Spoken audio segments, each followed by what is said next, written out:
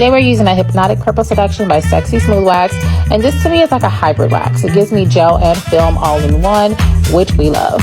So as you can see here, I'm making sure I'm applying lots of pressure. That is the key to making sure you get really good strip removal.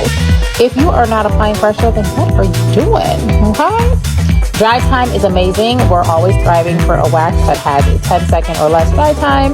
This strip actually, I don't even think I left it on for like 6 seconds, so that's even better. Make sure when you pull, guys, if you use that force to remove that strip. Do you see that? Gorgeous. And look, you can even see the hairs until the wax strip is purple. Now, I got my bulk of it already and I'm taken care of, but I want to make sure y'all get put on game.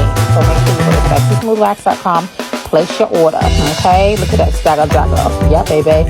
Picks up all the little breadcrumbs and then follow up with that pretty kitty and body oil. Click the link in the bio to grab yours. Thanks for watching. Don't forget to share.